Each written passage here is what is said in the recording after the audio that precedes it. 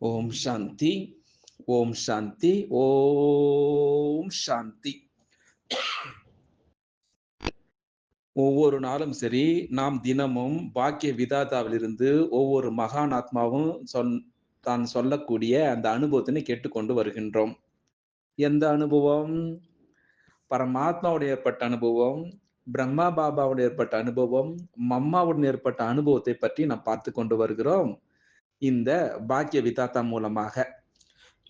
பாருங்கள், இன்றைக்கு நாம் பார்க்கக்கூடியவர் சண்டிகரிலிருந்து பிரம்மா குமாரி உத்ரா சகோதரி தன் அனுபவத்தினை இன்றைக்கு இந்த பாக்கிய விதாதா மூலமாக பார்க்கலாம். பிரம்மா குமாரி உத்ரா தீதி அவர்கள், அதாவது பாபாவுடனான முதல் சந்திப்பு எந்த வருடம் ஆரம்பமாகிறது அப்படின்னு சொல்கின்றார். நான் 1965 வருடம் சந்திப்பு நடந்தது அப்படின்னு சொல்கின்றார்.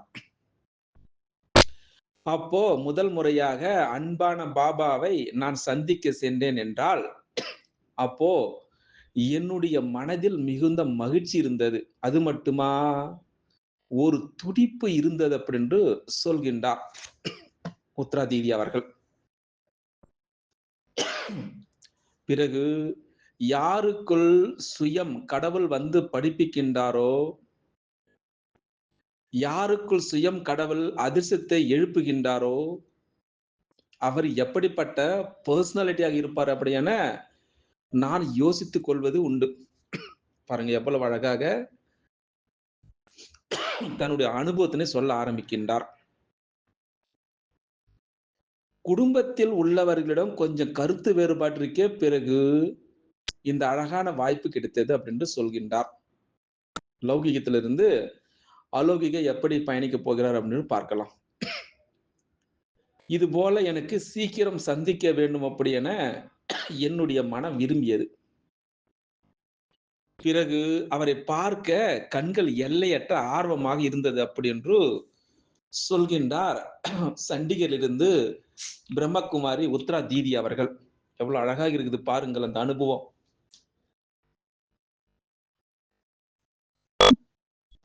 இப்படியாக போய்கொண்டிருக்கக்கூடிய வேலையில் நான்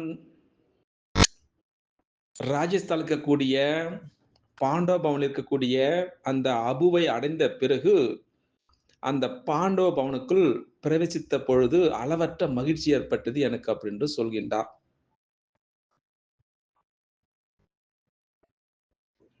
அப்போ அந்த பாபா எப்படி இருப்பார் அப்படின்னு நான் கேள்வி கேட்டேன். அவர் எங்கு கிடைப்பார் அப்படியான எனக்கு எதிர்பார்ப்பு இருந்தது. பிறகு நான் ஏற்கனவே சொல்லியிருக்கின்றேன், அச்சல் தாதியுடன் தான் சென்றிருந்தேன் அப்பொழுது பாண்டவ பவனிற்கு. நாம் ஏற்கனவே அச்சல் தீதியை பற்றி பார்த்திருந்தோம். பிறகு பாபா அவர்கள் கிட்டத்தட்ட 11 மணிக்கு குடிசையில் சந்திப்பார் அப்படின்ற சிறிது நேரத்திற்கு பிறகு அது எனக்கு தெரிய வந்தது அப்படின்னு சொல்கின்றார்.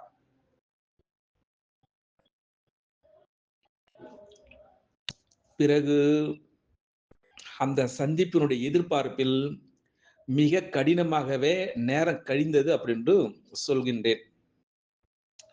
அப்போ சரியாக 11 மணிக்கு அந்த குடிசையின் பக்கமாக கால்கள் நகர்ந்தது.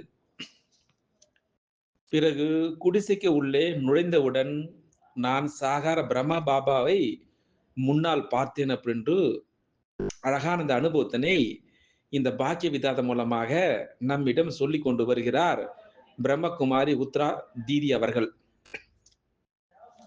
அப்போ அந்த சமயத்துல பாபா வந்து கதியில் அமர்ந்திருந்தார். அது மட்டுமா, இன்னொரு அதாவது யுகல், அதாவது கணவன் மனைவியாக ஞானத்தில் இருப்பவர்களை நாம் யுகல் அப்படி என்றால் சங்கமுகத்துல கணவன் மனைவி அப்படின்னு அழைப்பது உண்டு இந்த சங்கமுகத்துல. அப்ப அந்த யுகல்கள் அங்கிருந்தார்கள் அந்த குடிசையில. அப்போ என்னை பார்த்த உடனே பாபா வாருங்கள் மகளே வாருங்கள் அப்படின்னு சொன்னார். அப்போ நாங்கள் 4 சகோதரிகள் அங்கு இருந்தோம் எங்க குடிசையில. அப்போ நாங்கள் முன்னால் அமர்ந்து விட்டோம். மற்றவர்கள் அனைவரும் முன்னமே பாபாவை சந்தித்திருந்தார்கள். அப்போ நான் தான் இப்பொழுது முதன்முறையாக சந்திக்கின்றேன் பாபாவை. அதனால் நான் பார்த்துக் கொண்டே இருந்து விட்டேன். அப்போ என்னுடைய கண்களிலிருந்து அன்பு, அதாவது கண்ணீராக பாய்ந்து ஓடிக்கொண்டிருந்தது. அது மட்டுமா, இந்த கண்களால் பிரம்மா பாபாவுடைய நெற்றிக்கு சரியாக அவருடைய மத்தியில அந்த தேஜஸ்வி, அந்த ஒளிப்புள்ளி சிவபாபாவை நான் தரிசித்துக் கொண்டே இருந்தேன். எவ்வளவு அழகான அந்த அனுபவத்தை நம்மிடம் சொல்லிக் கொண்டு வருகிறார் பாருங்கள் உத்ரா தீதி அவர்கள். அது மட்டுமா, இந்த கண்களால் பிரம்மா பாபாவுடைய நெத்திக்கு சரியாக அந்த தேஜஸ்வி ஒளியை பார்த்து கொண்டிருக்கும் பொழுது என்னுடைய உடல் அந்த பற்றினுடைய அந்த மோகம், அந்த உணர்வுகளை நான் முழுவதுமாக மறந்தே இருந்தேன். அது மட்டுமா, இந்த தேகத்தை முற்றிலுமாக மறந்து அந்த அசிரீரியாகி அந்த ஆழமான அந்த கடலில், அந்த அன்பு கடலில் நான் அலையாடி கொண்டிருந்தேன் அப்படின்னு அழகாக சொல்லிக் கொண்டு வருகின்றார். பிறகு அந்த அன்பினுடைய கடல், அதாவது பாபா ஆத்மாவாகி என்னை திருப்தி செய்து கொண்டே இருந்தார். அது மட்டுமா, நானும் என்னை அந்த ஆன்மீக அன்பில் கடலில் ஆழம் வரை அமிழ்ந்திருப்பதாக அனுபவம் செய்து கொண்டே இருந்தேன். அப்போ என்னுடைய தேக உலகத்தினுடைய அந்த உணர்வு கடுகளவும் எனக்கு உணர்வே ஏற்படவில்லை அப்படின்ற அழகாக அந்த அனுபவத்தினை நம்மிடம் சொல்லிக் கொண்டு வருகின்றார். பிறகு சில நிமிடங்களுக்கு பிறகு பாபா அந்த ஆன்மீக அன்பு நிறைந்த அந்த கையினை என் தலை மீது வைத்து தடவியபடியே, மகளே நீங்கள் எங்கிருக்கின்றீர்கள் அப்படி என்று பிரம்ம பாபா என்னிடம் கேட்டார். ஆனால் நான் எப்படி தெரியுமா இருந்தேன்? அந்த ஆழமான அந்த அலௌகிக அந்த பிரபுவுடைய சந்திப்பினுடைய ஆனந்தத்தில் மூழ்கி இருந்தேன் என்று அழகாக அந்த அனுபவத்தினை நாம் ரசித்துக் கொண்டிருக்கின்றோம் இப்பொழுது. அவர் கேட்க கேட்க என்னால் எதுவுமே பேச முடியவில்லை. அவ்வளவுதான் கண்கள் இருந்த அந்த பிரபு, அந்த அன்பினுடைய கண்ணீர் ஓடிக்கொண்டே இருந்தது. அந்த குடிசையில் அந்த அனுபவத்தினை உத்ராதீதி அவர்கள் நம்மிடம் இந்த பாக்கிய விதானம் மூலமாக சொல்லிக் கொண்டு வருகின்றார். அப்போ அந்த சுகமான நொடிகளுடைய அந்த அனுபவங்களை என்னால் வெளிப்படுத்துவது கஷ்டம்தான் அப்படின்னு அந்த அனுபவத்தை நம்மிடம் பகிர்ந்து கொண்டு வருகிறார். ஆனால் குடிசையில நான் அந்த அளவற்ற மகிழ்ச்சியில, அந்த வித்தியாசமான சுகத்தில, அந்த முடிவற்ற அந்த சக்தியினுடைய அனுபவம் ஆகிக் கொண்டிருக்கிறது. எவ்வளவு பாருங்கள். அப்போ அந்த குடிசையில இருக்கக்கூடிய அந்த சமயத்துல நான் சுற்றும் அந்த புறமும் நான் மறந்து போயே இருந்தேன் அப்படின்ற அழகான அந்த அனுபவத்தினை நம்மிடம் சொல்லிக் கொண்டு வருகின்றார். இப்படியாக போய்க் கொண்டிருக்கக்கூடிய வேளையில அப்போ பாபாவுடனான முதல் பேச்சுவார்த்தையிலே, மகளே நீங்கள் சேவை செய்ய வேண்டும் அப்படி என்று என்னிடம் சொன்னார். அப்பொழுது என்னால் யாருக்கும் எந்த விதமான ஞானமும் சொல்ல முடியாமல் நான் இருந்தேன். அப்போ நான் மிகுந்த அந்த சங்கோஜத்தினுடைய சம்ஸ்காரம் இருந்தது. கூச்ச சுபாவம். நான் எப்படி சேவை செய்வேன்? எனக்கோ யாரிடம் பேசவே வராதே அப்படி என நான் மனசுக்குள்ளாகவே யோசித்துக் கொண்டே இருந்தேன்.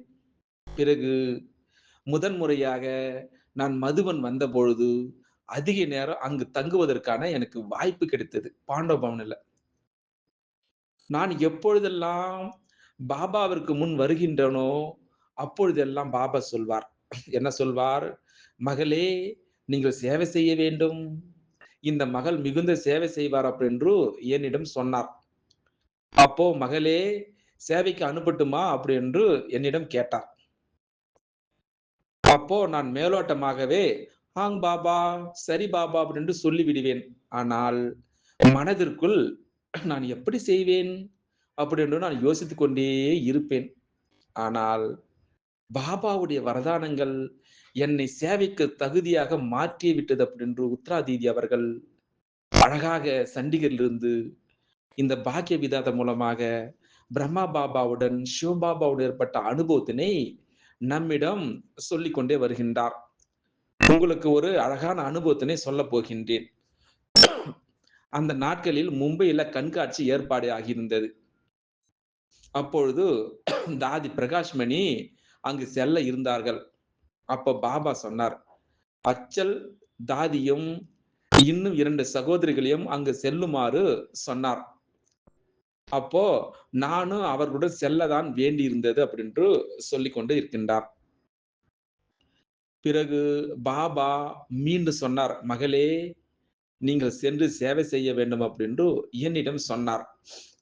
அப்போ நானும் சரி பிற சகோதரிகளுடன் மும்பைக்கு சென்றேன்.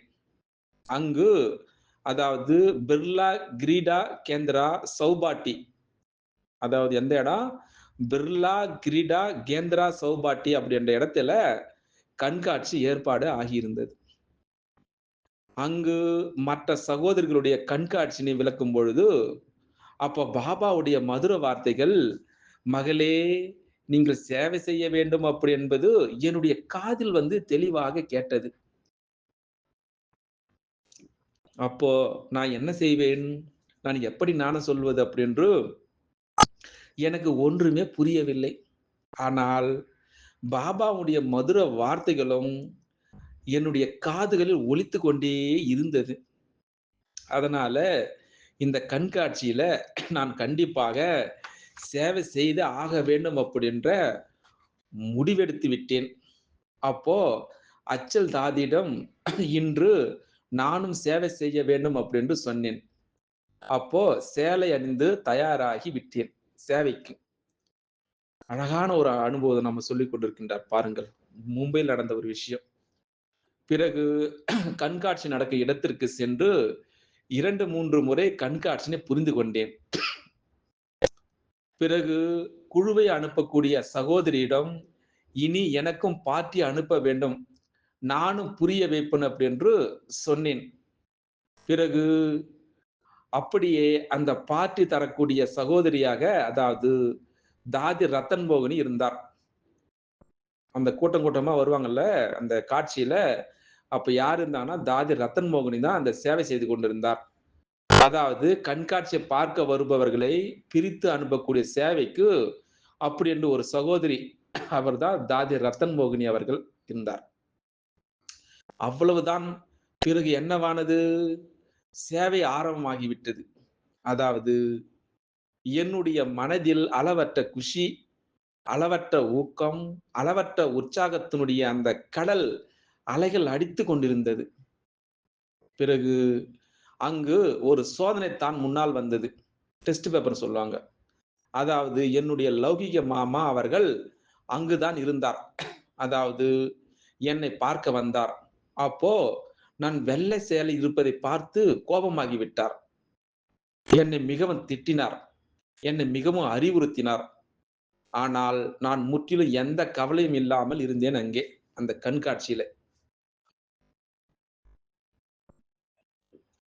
பிறகு என்னை இனி யாருமே தடுக்க முடியாது அப்படி என எனக்குள் அந்த உணர்வு ஏற்பட்டுக் கொண்டே இருந்தது. என்னுடைய துணைவனாக சுயம் பகவான் இருந்தார். அந்த அந்த சமயத்துல. அப்போ அந்த சோதனை தாளில் நான் வெற்றி பெற்று விட்டேன். அதாவது சேவைக்காக உச்சரிக்கப்பட்ட பாபாவுடைய மதுரமாக்கிய மகா வாக்கியங்கள் நடைமுறையில் வந்தே விட்டது. அந்த சேவைக்கான திடமான சம்ஸ்காரங்கள் உருவாகிவிட்டது.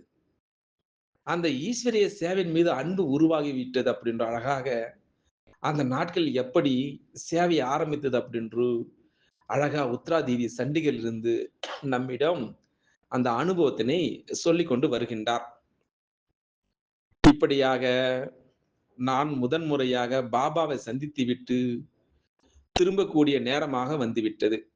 அப்போ திரும்பி போய் லௌகீக அப்பாவிடம் சேவைக்காக அனுமதி கிடைக்குமா அப்படி என நான் யோசிக்க ஆரம்பித்தேன். ஏனென்றால் என்னுடைய லௌகீக தந்தைக்கு என் மீது அதிக மோகம் இருந்தது. அதாவது மிகவும் கஷ்டப்பட்டே என் பந்தனங்கள் அறுந்தது.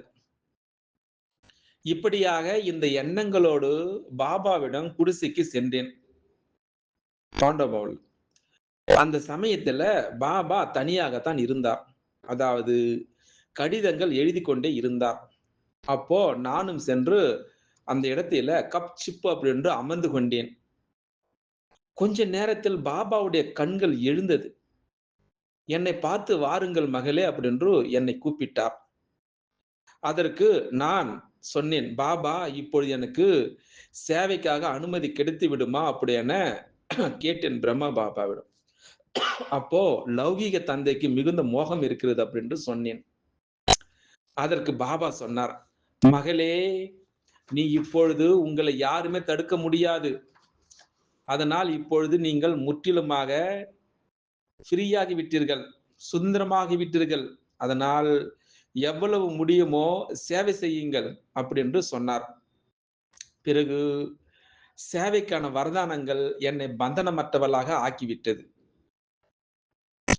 பிறகு நான் திரும்பி வந்த பொழுது அந்த வரதானங்கள் நடைமுறைக்கு வர ஆரம்பித்தது. அதாவது சேவை நிலையத்தில் இருப்பதற்கான அனுமதி கிடைத்து விட்டது. பிறகு நான் சுதந்திர பறவை போல சேவையில முன்னேற ஆரம்பித்தேன் அப்படின்று உத்தராதீதி சண்டிகரிலிருந்து அந்த அனுபவத்தினை இந்த பாக்கிய விதாதம் மூலமாக நம்மிடம் சொல்லிக் கொண்டு வருகின்றார். கடைசியாக ஒரு அனுபவத்தினை உங்களிடம் சொல்லப் போகின்றேன். அதாவது பாபா அவர்கள் குழந்தைகளாகிய எங்களுக்கு மனதார எப்படி சேவை செய்ய வேண்டும் அப்படி என்று, எப்படி அந்த தியாகத்தினுடைய பாவனை எப்படி வைக்க வேண்டும் அப்படி என்று, யாருடனும் பழி வாங்குதல் உள்ளுணர்வு வைக்கக்கூடாது. அனைத்து குணங்களை அதாவது விசேஷ தன்மைகளை தாரணை செய்வதற்கான முயற்சி செய்ய வேண்டும். இது போன்ற அந்த போதனைகளை எல்லாம் எங்களுக்கு கற்பித்தார். இப்படியாக ஒரு பாபா தான் அந்த சம்பூர்ண தந்தை, அந்த சம்பூர்ண ஆசிரியர், அந்த சம்பூர்ண சத்குரு ஆவார். அப்படின்ற அழகாக இவ்வளவு நேரமாக நம்மிடம் சண்டிகரிலிருந்து பிரம்மா குமாரி, உத்ரா சகோதரி, அதாவது தீதி அவர்கள் தன்னுடைய அலௌகிக அனுபவத்தினை அழகாக இந்த பாக்கிய விதாதம் மூலமாக நிறைய அனுபவங்கள் இருக்கிறது. குறிப்பாக சில அனுபவங்களை நம்மிடம் பகிர்ந்து, அழகான அந்த ஆன்மீக போதனை நம்மிடம் எப்படி சேவை செய்ய வேண்டும், எப்படி பர்மிஷன் வாங்கணும், எப்படி சுதந்திரமாக இருக்க வேண்டும், எப்படி அந்த பிரம்மா பாபா சுயம் அழகாக அந்த நட்சத்திரத்தை பார்த்தாரோ, அந்த அனுபவத்தை நம்மிடம் பகிர்ந்து கொள்ளும் பொழுது, அந்த அதீந்திர சுகம்தான் ஏற்பட்டது அப்படின்ற அழகாக நம்மிடம் இவ்வளவு நேரமாக அழகாக சொல்லியிருந்தார்.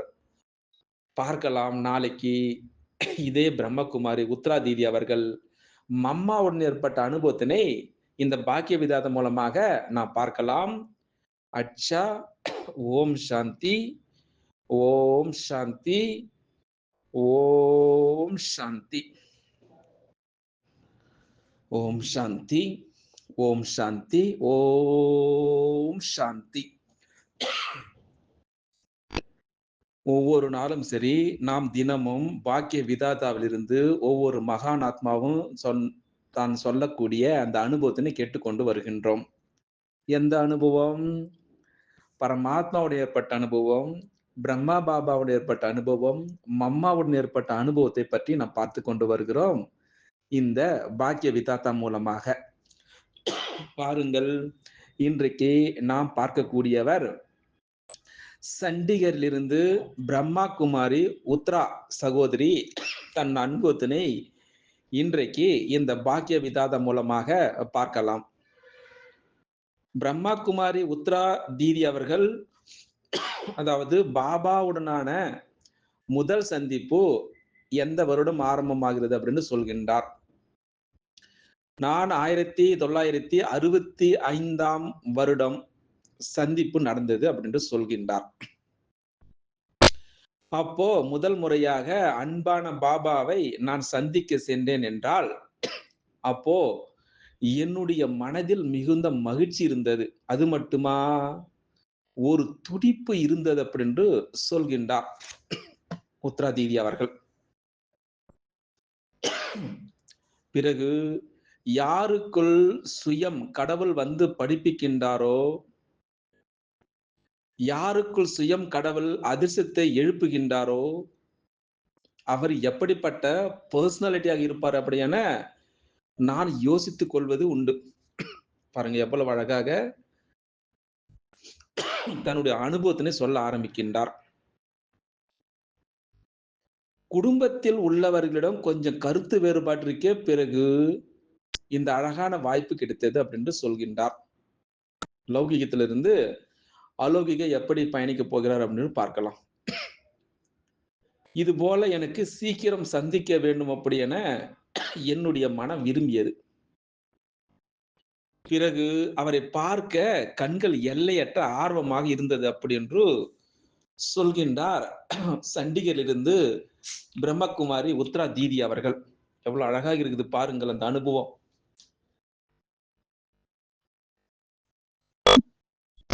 இப்படியாக போய்க் கொண்டிருக்கக்கூடிய வேளையில நான் ராஜஸ்தானில் இருக்கக்கூடிய பாண்டவ பவனில் இருக்கக்கூடிய அந்த அபுவை அடைந்த பிறகு அந்த பாண்டவ பவனுக்குள் பிரவேசித்த பொழுது அளவற்ற